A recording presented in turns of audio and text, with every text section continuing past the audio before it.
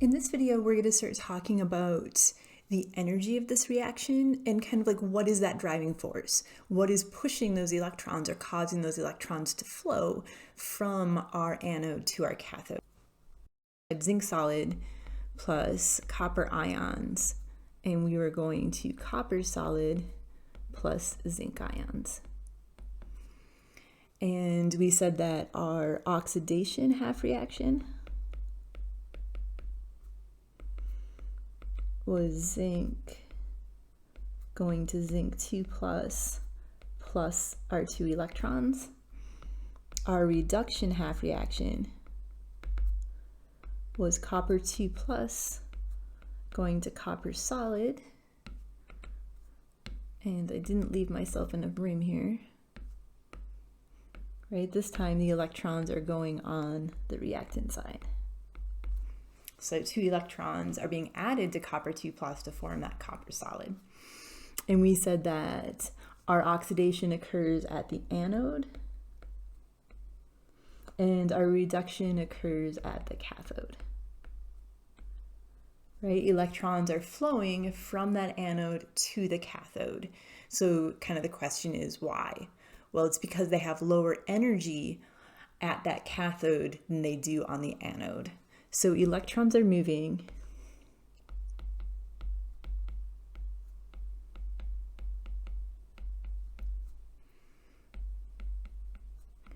from the zinc anode to the copper cathode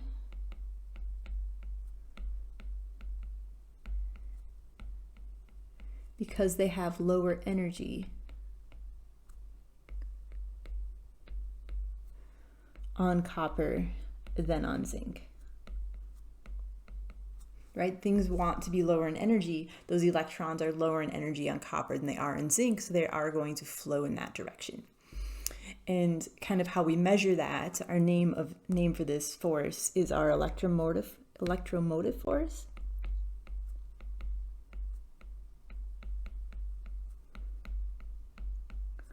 Abbreviated EMF. It's also called our electrical potential or our cell potential, which is the word that we're going to use most often. So also called our electrical potential.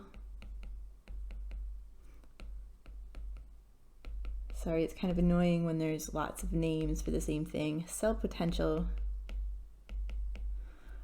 or sometimes cell voltage. The one that I'm going to use most often is cell potential. And our abbreviation for this is going to be a capital E. So whether I'm calling it electrical potential, cell potential, or cell voltage, a capital E is going to be that abbreviation. And basically, this is that driving force that's pushing our electrodes from our anode to our cathode. If you have a voltmeter and you're measuring, the voltage of something, this is what you're measuring. So our SI unit is going to be volts. And we should actually write down that it's that driving force first, in case you guys didn't.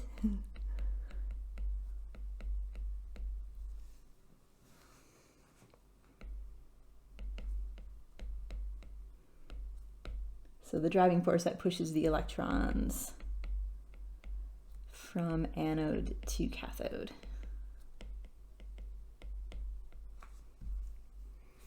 And our SI unit, I said, is a volt.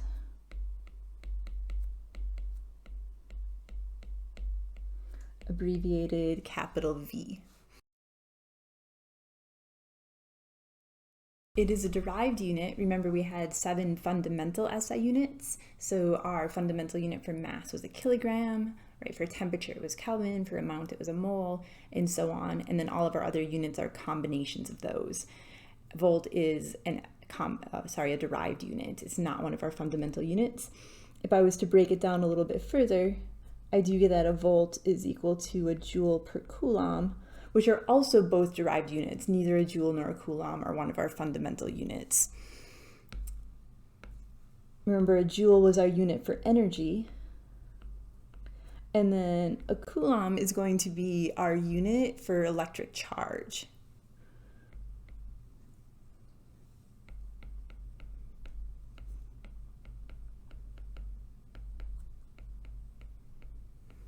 So it's essentially the amount of charge transferred when a current of 1 amp, which is a fundamental unit, flows for 1 second.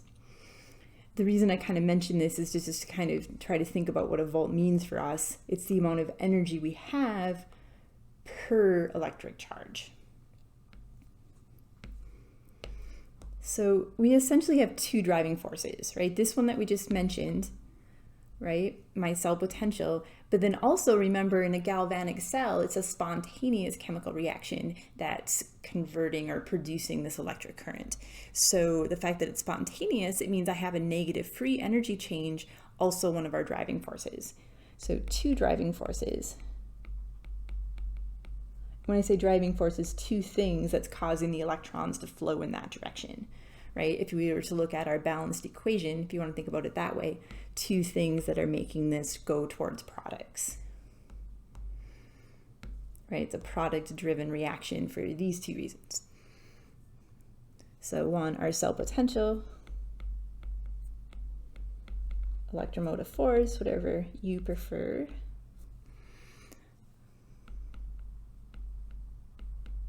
And then number two, our free energy change.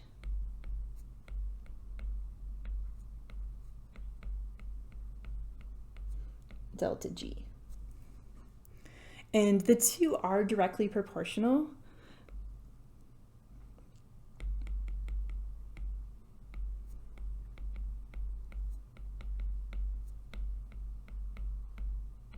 But they are going to have opposite signs.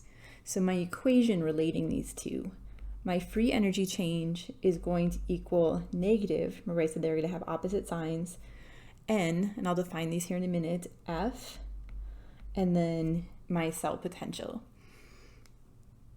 And we do need to know this equation. It is on your equation sheet. N is going to be the number of mole of electrons that are transferred. So if we go back up to this equation, I'm transferring 2 moles of electrons, so N would be equal to 2 in this case. So this is the number of moles of electrons transferred. So when you balance your equation using the half reaction method, what is that total number of electrons once you make the electron counts equal? F is the Faraday constant.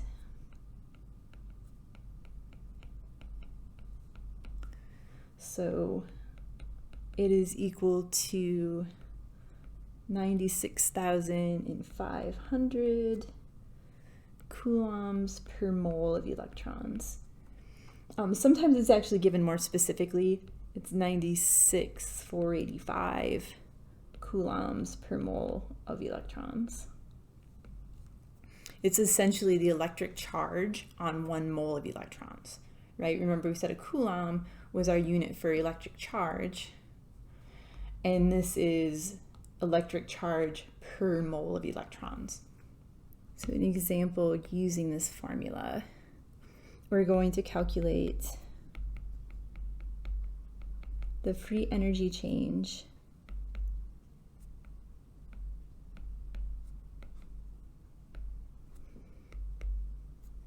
for the reaction above, so the zinc and copper one. And then our cell potential for this is given to us as 1.10 volts. Do note this not symbol. This does mean that it's at standard state. So just kind of as a reminder here, our standard state for thermodynamics is what we're going to use here. So standard state conditions, we are going to have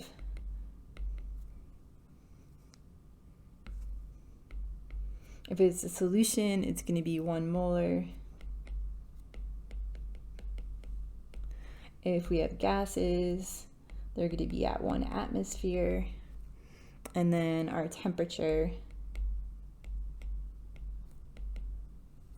is going to be at 25 degrees Celsius, which is 298 Kelvin. So again, whenever we see this symbol here, that does mean that this is measured under standard state conditions. And then I guess also both the reactants and products are in their standard states. We could add that too.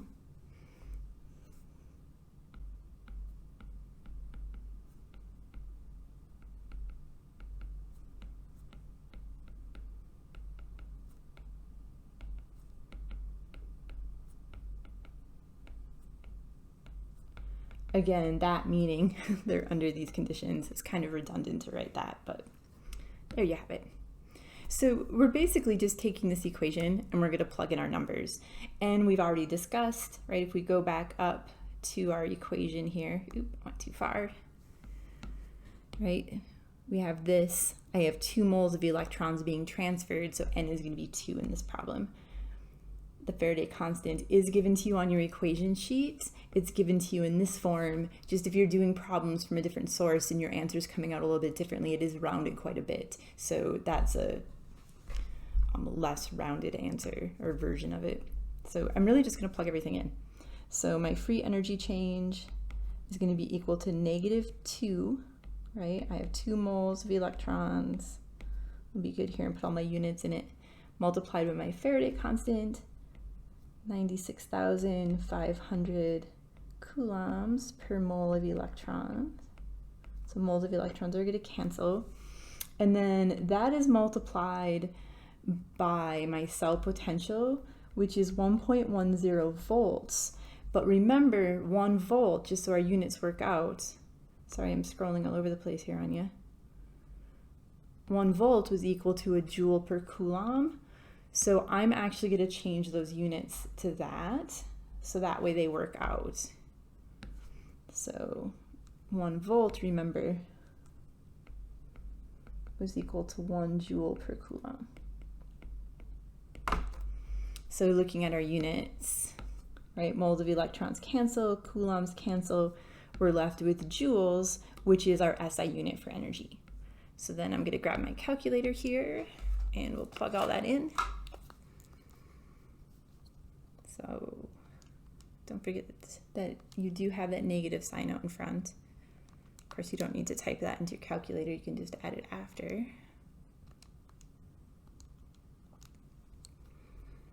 And I'm going to double check this here.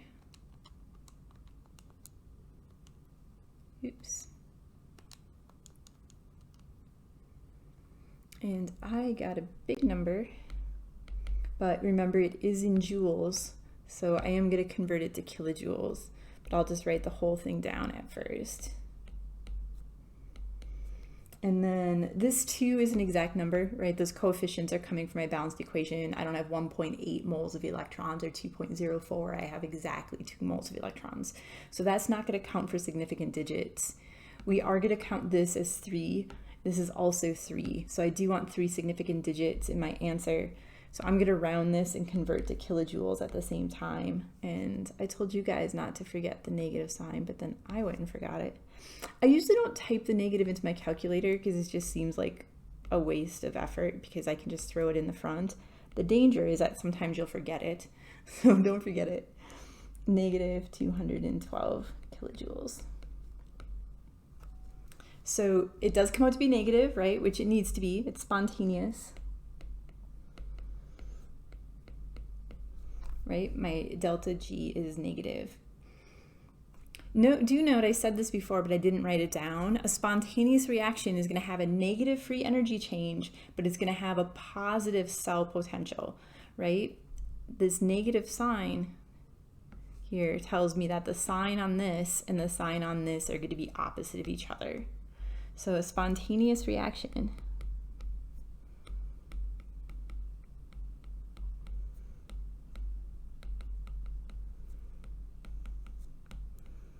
will have a negative free energy change, but a positive cell potential.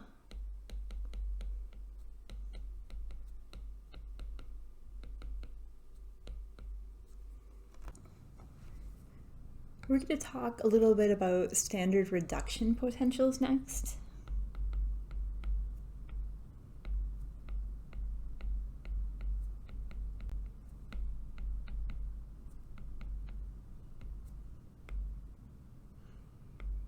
And before we do that, our standard cell potential. So just be careful here with the wording. When I say the standard reduction potential, I'm talking about the half cell potential for the anode. I'm talking about what's happening for the reduction.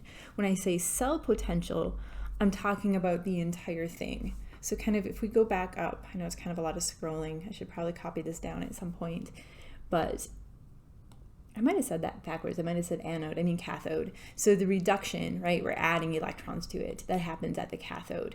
So when I say standard reduction potential, I'm talking about the half cell potential for this reaction, right? This is my oxidation. If we were to reverse this, I would have the oxidation, but the table that I'm going to show you here in a few minutes is all set up as reductions. When I say cell potential, I'm talking about for the entire thing. So this example that we just did, where I had my cell potential of 1.10 volts, that was for the cell. And that number is actually the total of my two half cell potentials. So if I knew my cell potential or half cell potential for the oxidation, and then add to that my half cell potential for the reduction half reaction, I get my total. So the standard cell potential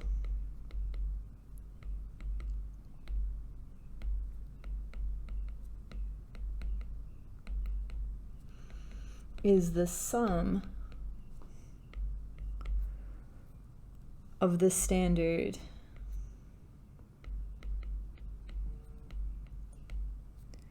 half potentials at the anode and cathode. And where we get those values is from a table of standard reduction potentials. They are all going to be written as reductions. And then again, and I will write this down here in a little bit, if we want the cell potential for the oxidation, we actually just need to switch that reaction. And we switch the value also. So I do have a copy of this table posted on Canvas. I also have, I'm going to go out here real quick. I also have this table posted, which is more standard reduction potentials. It's actually not labeled at the top, but they are. If we look, they're all written as reductions. All of the adding of electrons, right, is on the reactant side. So these are all gaining electrons. They're all written as reductions. And this is a much larger table. It has a lot more values on it than the one that I'm going to use here in this lecture. So you may need this. If you're doing homework problems, you may need to refer to this table. What I don't like about this table so much is that these aren't written in kind of numeric order. The table that I like to use is, and you can use either one. I'm just going to work with that smaller one for now, and then if we need to come to this one, we will. So back to our notes here. So again, these are all written as reduction potentials, right? Standard reduction potentials. If you look, we're adding electrons, right? All of my electrons are on the reactant side, so they're all gaining electrons. I do have this standard in the middle here. We'll talk about this in a minute. And then everything that's above that, these are all positive. These ones are negative. Remember, spontaneous reactions have a positive cell potential. This standard in the middle, hydrogen, is called our standard hydrogen electrode. And the reason we need that is we need a standard. If you are going to measure the cell voltage of something, you need two electrodes. So we can't just measure the cell potential on just copper, right? Remember, we're measuring the energy difference between two electrodes, so I need two of them. So if I'm going to look at, let's say this one here, with silver, right, this value, I need something to compare that to. So this value is relative to hydrogen. So all of these are based on hydrogen. So the difference between silver and hydrogen, that is going to be, I've lost it here, this value. So standard hydrogen electrode, sometimes abbreviated SHE. And again, this is our reference. Our reference half cell. right? This half reaction, and I'll write the reaction here in a minute,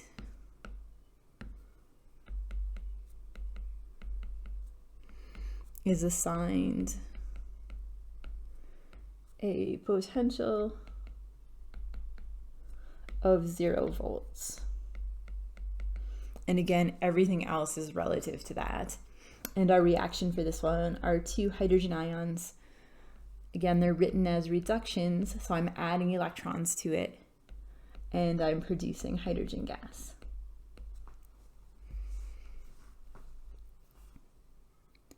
So just a couple things to note on this table. And if you have a printer, this would be a really great time to actually hit pause and go print this out. It's going to be really handy to have. If you don't have a printer right now, I would just kind of sketch some notes. Obviously, don't copy the whole table down because that would just be annoying. But maybe, you know, these 2 arrows, sorry, I'm just scrolling. It would be great to copy those. So I would do, you should have a marker, somehow in your notes, put an arrow going up. You could put your hydrogen here. In fact, you wouldn't even have to write it down. You just want some sort of reference. You could just do that sort of thing. That says 0 volts, believe it or not. And then you could write stronger oxidizing agents, like write these. Weaker, you don't have to, if stronger's at the top, weaker's obviously on the bottom, so you can just write stronger, and then like stronger reducing agent. So this is oxidizing.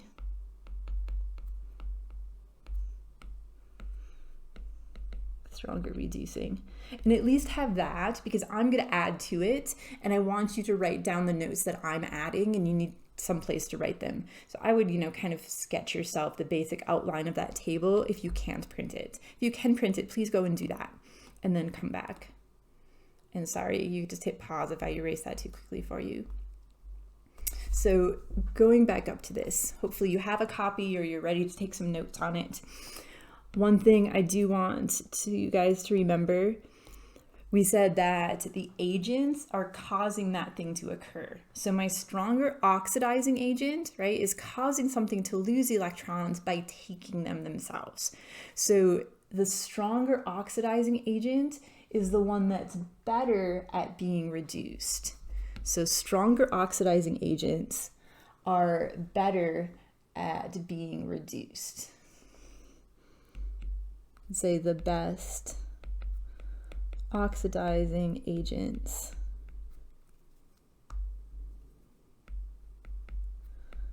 are easiest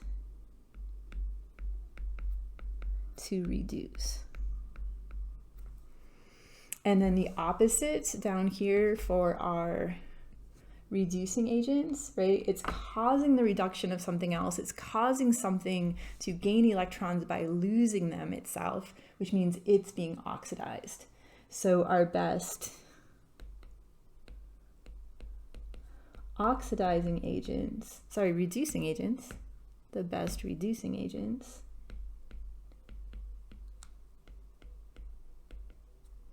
are the easiest to oxidize. So kind of what that means for us, if our reaction is to be spontaneous, right? If it's going to be a reaction that's going to occur in a galvanic cell, it needs to be a spontaneous chemical reaction. For that to occur, we need our cell potential to be a positive value. So what that means is we need to have the one that's being reduced, the half reaction that's occurring at the cathode, to be higher up in the table or to have a more positive half cell potential than the one that's being oxidized. So we need the one that's being reduced to be higher up, the one that's being oxidized to be lower down for it to be spontaneous. And we will write some of this down here. So let's actually look at the reaction. I'm going to write it down again that we had before so we don't have to scroll so much.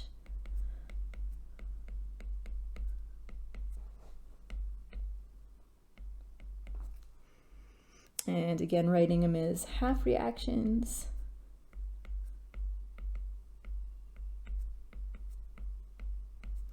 So this is my oxidation. And I'm actually going to write that on the other side this time because I want to put my cell potentials over there. And then for copper,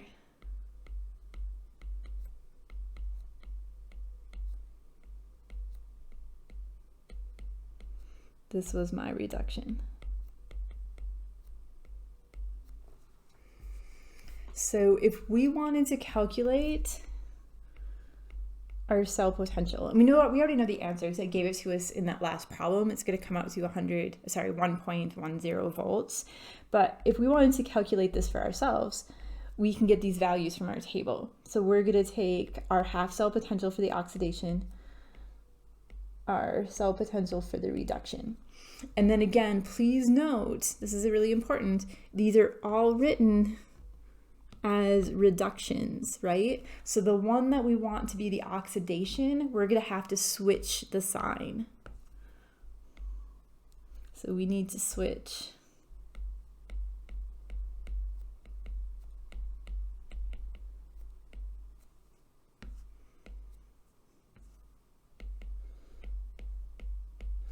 and the reaction itself, right? We need to have the reaction completely reversed.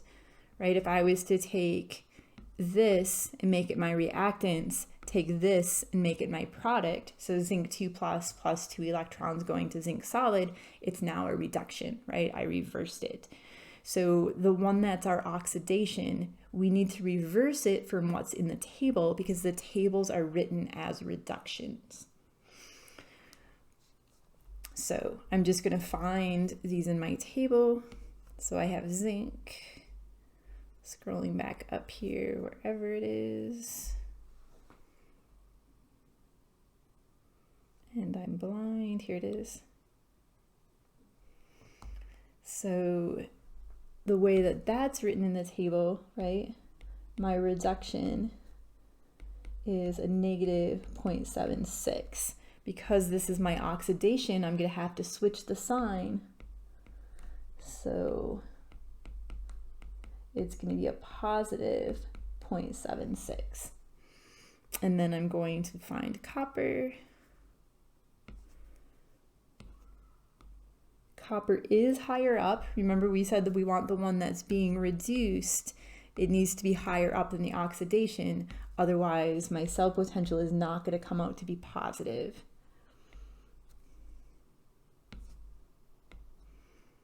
So my standard reduction potential for this one is 0.34 volts. So then to calculate my cell, right, I'm going to take the one for the oxidation, which is now a positive. Sorry about this. It's another example we're going to do here in a little bit. I'm going to take my positive 0.76, right? We switch the sign on that. And I'm going to add to it a 0.34. And when we add that together, those are both in volts. Sorry, I dropped our units.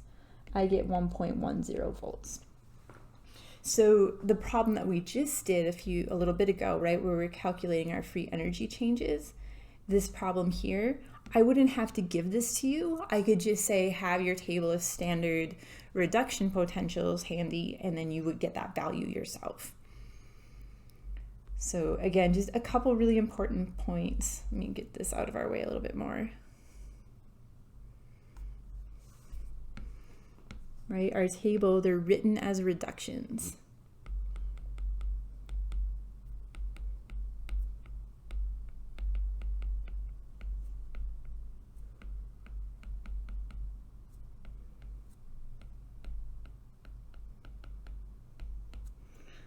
So to get our, sorry, that should be oxidation, our cell potential for the oxidation half reaction, you need to switch the sign. And the actual entire reaction, right? The whole thing is going to be backwards. And then for a spontaneous reaction,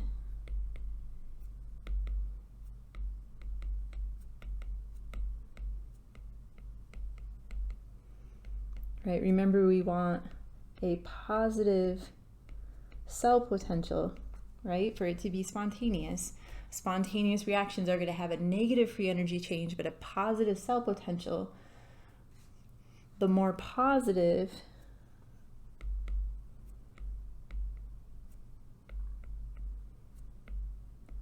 standard reduction potential will be the reduction.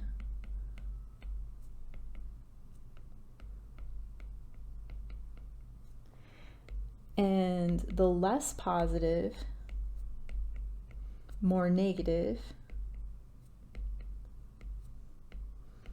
standard reduction potential will be reversed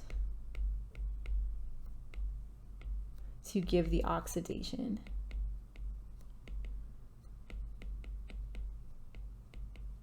Right? And that's, of course, to be spontaneous.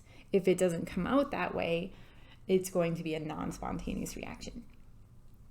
So let's look at that example that I kept moving out of our way here.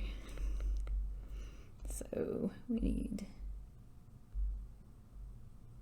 to make this a little bit bigger so we can read it, because it doesn't have to be that big. So what this is just a couple reactions, 4 of them, from that table. So instead of having to scroll back up all the time, it's just a couple of them. If you want to hit pause and write those down, it would be a really great idea. And then what we're going to do is I'm going to give us some pairs, and we're going to determine which is going to be the anode, which is going to be the cathode, and then we're going to calculate our cell potential for the combinations I'm going to give us. So for the following combinations, we're going to determine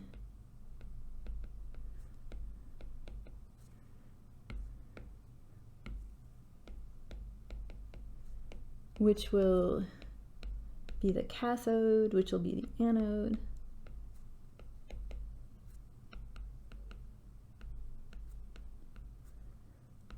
and calculate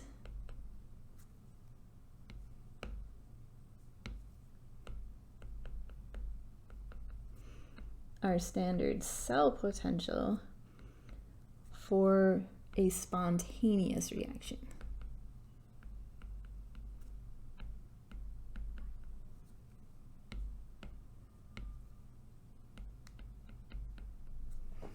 And our first combination is going to be between copper solid and chromium solid. So kind of the way we want to approach this, right? We know that our anode is going to be our oxidation. We know that our cathode is going to be our reduction. And we know for this to be spontaneous, our reduction half cell potential needs to be larger than my oxidation, right? We're going to switch the sign on the oxidation. So this needs to be the more positive value.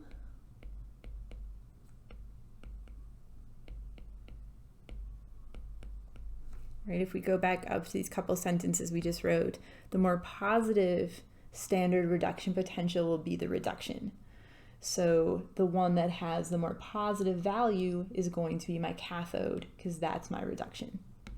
And then the oxidation, this is going to be the less positive value, the smaller number.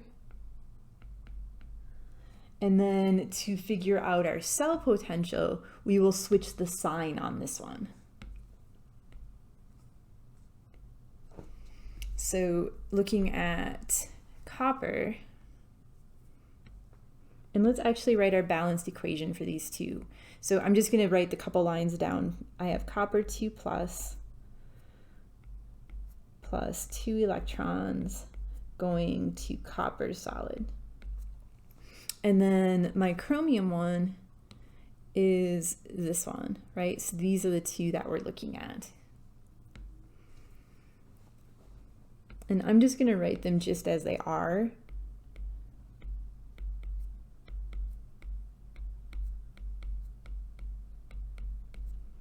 And then if I look at their values, right, this one is 0.337 volts. This one is a minus 0.744 volts. And again, we want the larger one, the more positive value, to be our reduction. So this is going to be my reduction. This one is smaller, so that's going to be my oxidation. So what we have to do is we need to reverse it.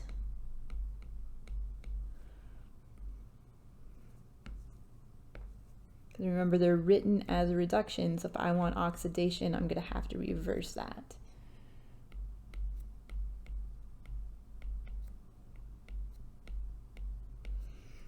This is now my oxidation.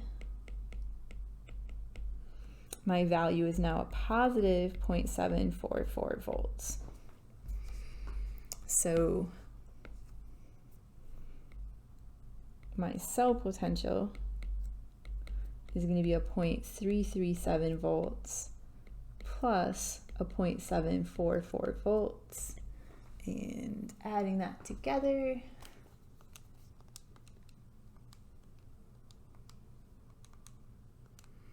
I get 1.081 volts. We are adding, so watch sig figs, 3 digits after that decimal point, 3 after the decimal point, so 3 after the decimal point. And then I guess I didn't say which was the anode and the cathode, but the reduction, right, is going to be my cathode. So my cathode is going to be copper. My anode is going to be the chromium. So just kind of making sure we're all on board. I just went and found those 2 reactions, right? The ones that involved copper and chromium, because that's what we're asked to do. The more positive value is going to be my reduction, so it stays the same. We don't reverse it, we leave it just how it is because it's the reduction and they're already written as reductions. The one that's smaller is going to be my oxidation. Because they're written as reductions, I have to reverse it. So what was my product is now my reactant. What was my reactants are now my products. And then this was a negative value, it becomes a positive value. So reverse both the reaction and the sign. And then to get my cell potential, I add those 2 values after I reversed my oxidation half reaction. I add those together. I did say we were going to balance it, and I didn't really leave myself a lot of room here. So I'm just going to copy these down because this is good practice for us.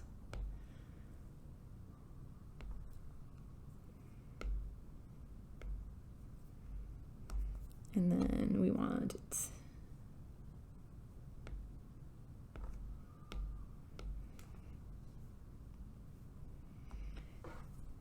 So they're partway balanced for us already. Remember, we needed to balance our atoms, which they are. Then we needed to balance hydrogen and oxygen, which are atoms. Sorry, I should have said atoms other than hydrogen and oxygen in the first step, which I don't have. There's no oxygen or hydrogen, so they're fine.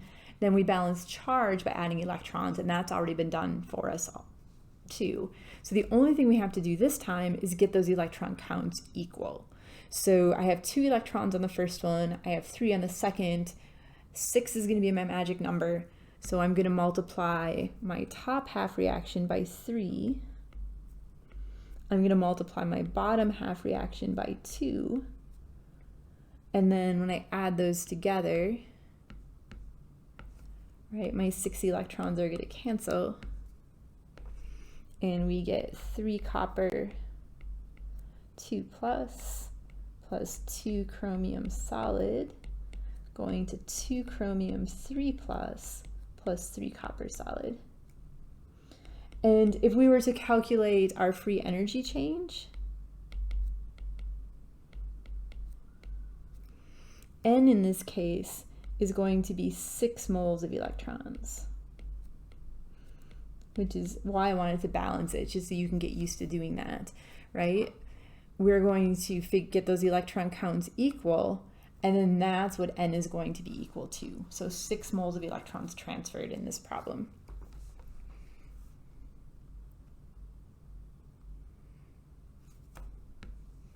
Okay.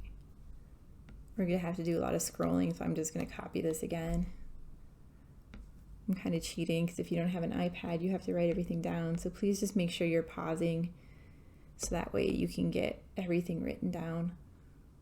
I don't want you to have holes in your notes because I'm just copying and pasting everything. Okay, so same sort of question. just a different combination. So this time we're going to do copper, so part B, copper solid, and Fe3 plus, Fe2 plus. So I'm going to find those two reactions. So that's this one and this one. And then again, the larger value, we're just going to point to the table this time. This one is going to be my reduction. So this one is going to be my oxidation after it's reversed. So we're actually going to have copper solid going to copper 2 plus 2 electrons. And then my oxidation potential is going to be a negative 0.337, right? We need to reverse both the reaction and that sign. So my cell potential for this is going to be a 0.771 plus a plus a negative 0.337. So then adding those together,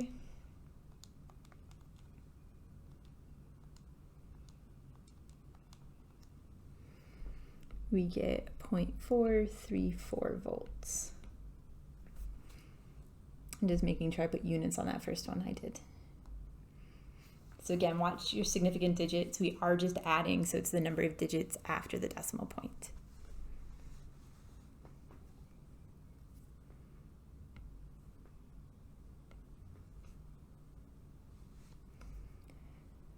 So our cathode, remember our cathode is going to be our reduction. This time we have a problem, however. It's not really a problem, but we can't just write down iron because iron's not solid. Remember, those electrodes have to be a solid, and my reduction half reaction has 2 ions. So my cathode is actually going to be platinum. Remember, if we don't have a solid, we need to use an inert piece of metal, usually going to be platinum. So we have to use platinum this time. And then my anode is going to be the one that's occurring at my oxidation. I do have a solid this time, so that is going to be copper. So that one's kind of tricky, just be careful, right? Both Fe3 plus and Fe2 plus are aqueous ions, so can't use as an electrode. Remember, the electrode needs to be a solid piece of metal that you can physically attach a wire to, and you can't physically attach a wire to some aqueous ions. So we do need to have platinum as our electrode in this case.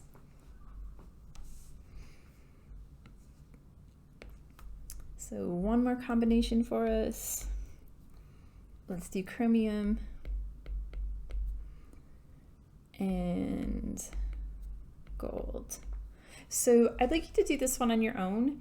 So again, figure out which one's going to be the reduction, which one's going to be the oxidation, reverse your oxidation, figure out your cell potential, and then what's the identity of the cathode and the anode. So please give that one a shot, and then when you're ready, hit play and we'll go through it.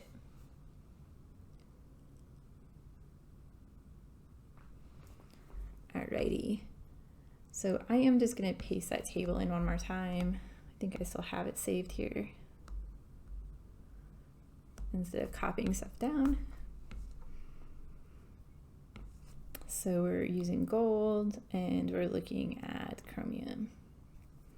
So again, the larger one is going to be my reduction if it's spontaneous. The smaller one is going to be my oxidation, again, after we reverse it. So it's going to be chromium solid going to chromium 3 plus 3 electrons. And my oxidation cell potential is going to be a positive 0.744.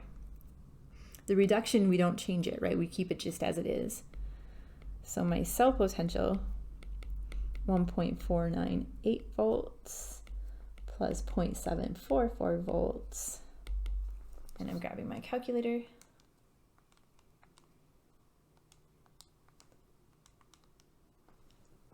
I get 2.242 volts. And my cathode is the one occurring at my reduction again. I do have solid, so it's just going to be gold. And my anode, the one occurring at my oxidation. I do have solid again, so chromium. We don't need platinum this time. I want to do one other type of example in this video, and that's kind of the same question, but just a slightly different wording. So another type, will lead 2 plus oxidize aluminum? And it's really just a yes or no question, and we're going to use our table of standard reduction potentials to answer this. And let's just do 2 of them. So will lead 2 plus oxidize copper? And then again, just be careful on the wording. So if we're asking, will lead oxidize aluminum, we're saying aluminum is going to be the one that's oxidized, and lead is going to be the one that's reduced, right? Lead is going to be the stronger oxidizing agent. And we know that something that's further up in the table is a stronger oxidizing agent and will oxidize any of the reducing agents that are below it in the table. Kind of just, again, the way that I like to think about it is that this is going to be the one, the way the question is worded, that's oxidized, which means this is going to be the one that's reduced. So for our answer to be yes, we need our standard reduction potential for lead to be larger than that for aluminum. It needs to be higher up in the table. If you're using the table from our appendix, it just needs to have a larger, more positive value. So scrolling up, we're going to find lead and aluminum. I'm just going to go all the way back up to this table, wherever it is. And let's get rid of this so we can talk about the ones that we want. So lead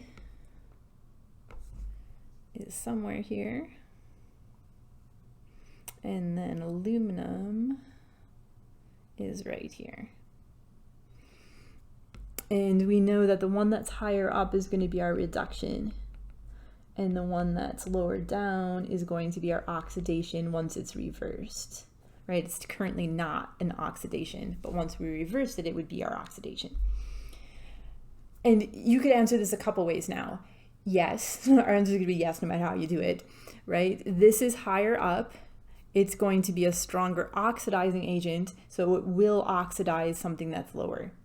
The other way you could do it is you could just do the math, right? I'm going to have a negative 0.13 plus a positive, because we're switching the sign on our one that's going to be oxidized, plus a positive 1.66. That's going to come out to be a positive value. So we know that it will occur, right? We want positive cell potentials for spontaneous reactions. So our answer to this one is yes. Scrolling back down, down, down, down. Yes. Lead and copper next. That's our next question. So back up. Making you guys all dizzy. So I already have lead highlighted, and then we'll find copper here. Copper is here. Oops. And the way that it's worded, right, we want this to be the one that's oxidized. We want lead to be the one that's reduced, right? If you were to scroll back down, the question says, will lead 2 plus oxidize copper? So the way that it's worded, this is how it's asking, and no, that wouldn't happen, right? Remember, we want the reduction to have the more positive value.